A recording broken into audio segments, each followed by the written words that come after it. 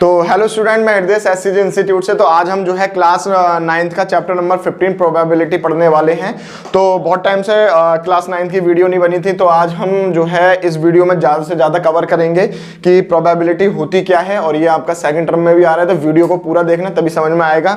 ठीक है, तो प्रोबेबिलिटी का मतलब क्या होता है? जैसे आप कोई काम कर रहे हो, ठीक है, जैसे कोई स्टूडेंट है, उसने जो है एग्जाम दिया, ठीक है, एग्जाम देने के बाद उसको नहीं पता कि वो पास होगा या फेल होगा। ठीक है, तो क्या प्रोबेबिलिटी बन जाती है? 50-50% की प्रोबेबिलिटी बन जाती है कि भाई वो पास भी हो सकता है और फेल भी हो सकता है। ये वाली बात समझ में आ रही है? अच्छा, अगर जैसे मान लो मैंने एक कॉइन है मेरे पास और वो मैंने टॉस किया और मैंने उसमें देखा कि उसमें क्या क्या प्रोबेबिलिटी हो सकती है, या तो वो हेड आएगा या फिर टेल आएगा। क्लियर हो गई? हमें नहीं पता, बस हम प्रोबेबिलिटी लगा रहे हैं कि भाई या तो हेड आएगा या फिर टेल आएगा। ये वाली बात समझ में आ रही है हर बच्चे को? तो प्रोबेबिलिटी में यही चीज देखी जाती है। तो जो है इसका जो फॉर्मूला होता है, जनरली फॉर्मूला बताने से पहले मैं आपको एक चीज और बता देता हूं जो आपको कोई नहीं बताएगा। ठीक है, 10th क्लास में भी बताई जाती है वैसे तो। क्या होता है कि जो प्रोबेबिलिटी होती है that is denoted by P और ई बोले तो इवेंट। क्या इवेंट हो रहा है कि भाई कॉइन टॉस हो रहा है, या फिर जो है मतलब बच्चा पास हो रहा है या फेल हो रहा है। ठीक है, या क्लास में कितने बच्चे हैं, लड़कियां हैं लड़के हैं। ठीक है, इवेंट वो सारी चीजें हो जाएंगी। ठीक है, तो जो प्रोबेबिलिटी होती है किसी भी इवेंट की, तो वो क्या होती है, पूरी ओवरऑल मिला के कितनी होती है बेटा? 1 होती है। ठीक है, अच्छा एक चीज और मैं बता दूं आपको, 1 का मतलब यहां पर क्या है? 100। ठीक है, 100 मतलब या तो 50%, तो 50 और 50 कितना हो गया? 100%। तो उसको हम जनरली कितना ले लेते हैं? 1। ठीक है, तो जो भी प्रोबेबिलिटी आप निकालोगे वो हमेशा 1 से कम ही आएगी। सुनाई आ रही है? सबको समझ में आ रहा है मैं क्या कहना चाह रहा हूं? कि जो प्रोबेबिलिटी होती है वो हमेशा 1 से कम ही होती है। ऐसा तो नहीं होता ना कि 100% या 102%, ऐसा तो नहीं सुना ना। 100% या 90%, 80%, 50% यही सुना होगा। ठीक है, तो 1 से कम कितना हो सकता है पॉइंट में? 0.1, 0.2, 0.3, 0.9, 0.99। आ रही है बात समझ में? तो प्रोबेबिलिटी हमेशा क्या होगी?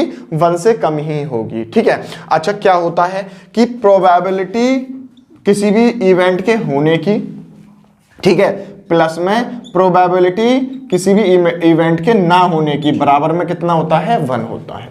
ये वाली बात आपको अच्छे से समझ में आ गई?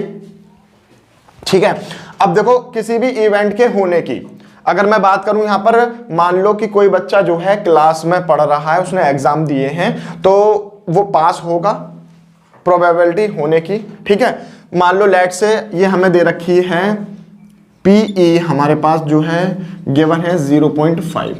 ठीक है, ये वाली बात समझ में आ गई? बच्चे के पास होने की जो प्रोबेबिलिटी है वो 0.5 दे रखी है। अगर हमसे निकलवाई जाए कि भाई उसके पास ना होने की प्रोबेबिलिटी कितनी आएगी, तो आप क्या करोगे जनरली? या तो इस फॉर्मूले में लगा दो, ठीक है, नहीं तो क्या करो, जो भी दे रखा है ना उसको 1 में से माइनस कर दो। तो ये कितनी आ जाएगी प्रोबेबिलिटी ना होने की? आप खुद ही देख लो, इसको यहीं रहने दिया, 1 यहाँ पर आ गया और इस ये प्लस में था, उधर जाके माइनस में हो जाएगा। तो 1 माइनस में इसकी वैल्यू कितनी दे रखी है आपको? 0.5। तो कितना आ गया? 0.5। तो प्रोबेबिलिटी क्या 1 से ज्यादा आई है, कम आई या इक्वल आई? इक्वल आई है, कम आई है। क्लियर हो गई वाली बात? तो ये आपका क्या होता है? जनरली इंट्रोडक्शन है। ठीक है, क्या है? इंट्रोडक्शन है कि भाई प्रोबेबिलिटी होना और ना होना क्या होता है। ये चीज क्लियर हो गई? जैसे आपके एग्जाम जो आपके एनसीईआरटी में जो फॉर्मूला गिवन है वो दे रखा है आपको, पीई मतलब प्रोबेबिलिटी किसी इवेंट के होने की बराबर में क्या होता है? Number of trials in which the event happened upon में टोटल नंबर ऑफ ट्रायल्स। ठीक है, तो ये आपका एनसीईआरटी बेस्ड क्या है? फॉर्मूला है। अब मैं इसको समझा देता हूं कि भाई नंबर ऑफ इवेंट्स मतलब ट्रायल इवेंट्स, कहने का मतलब यहां पर क्या हुआ कि भाई कोई भी काम हुआ, ठीक है, कि भाई या तो आपने कॉइन टॉस किया, ठीक है, तो जो है हमें टेल आने की या हेड आने की प्रोबेबिलिटी बतानी है। ठीक है, और टोटल नंबर कितने पॉसिबल उसमें आउटकम्स हो सकते हैं भाई, या तो हेड आएगा या फिर टेल आएगा। तो हेड प्लस टेल मतलब 2 हो गए ना, आ रही है बात समझ में। हमेशा एक बात और बताऊं तुम्हें ट्रिकी, कि जो नीचे है ना वो ज्यादा आएगा, जो नीचे वाली चीज होगी ना वो ज्यादा आएगी एज कंपेयर टू ऊपर वाले से, ठीक है। तो एनसीईआरटी का पहला एग्जांपल आपके पास इस तरह से दे रखा है कि उन्होंने जो है एक कॉइन टॉस किया हुआ है, ठीक है। तो उसमें हेड आने की जो प्रोबेबिलिटी दे रखी है आपको वो आया है 455 बार, और जो टेल जो आया है वो आया आपका 545, ठीक है। और जो कॉइन जो टॉस किया गया है वो 1000 बार टॉस किया गया है।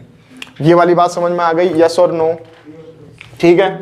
अब देखते हैं, उन्होंने पूछा है कि भाई हेड आने की प्रोबेबिलिटी बताओ और टेल आने की प्रोबेबिलिटी बताओ। आ रही है बात समझ में। तो इसको देखो कैसे करेंगे।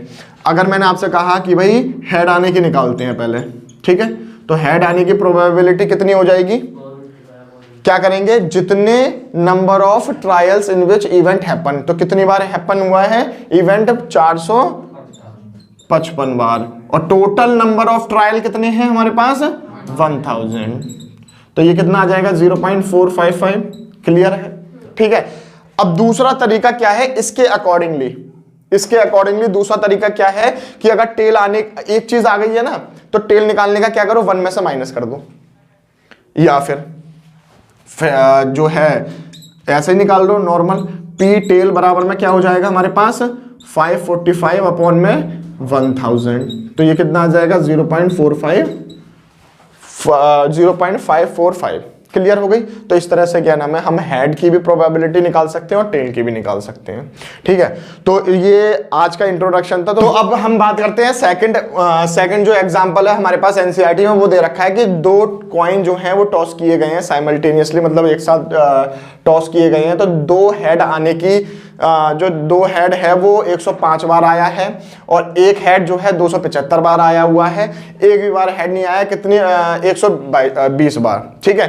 तो इसमें हमें सबकी प्रोबेबिलिटी निकालनी है। तो लेट से इसको मैं दे देता हूं इवेंट 1, और इसको मैं इवेंट कह देता हूं 2, और इसको इवेंट कह देता हूं मैं 3, ठीक है। तो अब मैं E1 की प्रोबेबिलिटी निकालता हूं। अच्छा, ये जो दोनों कॉइन थे वो टोटल आउटकम्स हैं वो 500 बार मतलब टॉस करे गए, ठीक है।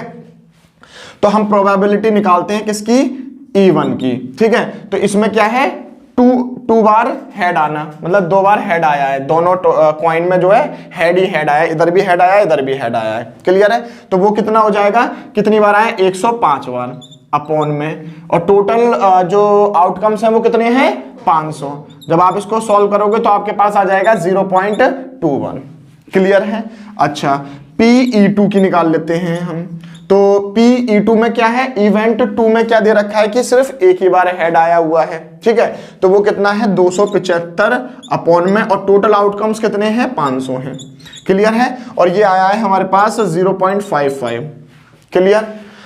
ऐसे ही हम क्या करेंगे, प्रोबेबिलिटी 3 की निकाल लेते हैं, इवेंट 3 का निकाल लेते हैं। तो जिसमें कि एक भी बार हेड नहीं आया है, तो वो क्या हो जाएगा 120 अपॉन में 500।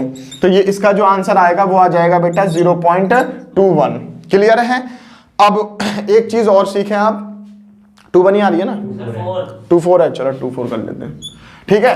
तो देखो क्या होगा, प्रोबेबिलिटी मैंने जो पहले बताया था पिछले वाले एग्जांपल से पहले इंट्रोडक्शन में आपको क्या बताया था कि टोटल जो प्रोबेबिलिटी होती है वो कितनी होती है, 1 होती है। इसका मतलब क्या हुआ कि इस वाले इवेंट की जो प्रोबेबिलिटी है वो प्लस में इस वाले इवेंट की प्रोबेबिलिटी जो भी है, और प्लस में इस वाले इवेंट की जो प्रोबेबिलिटी है वो 1 ही आएगी। चेक कर लो, यकीन ना हो तो। कैसे, PE1 प्लस में PE2 प्लस में PE3, सबको क्या कर लो, प्लस कर लो। तो 0.21 प्लस में 0.55 प्लस में 0.24, तो कितना आएगा, 1 आएगा।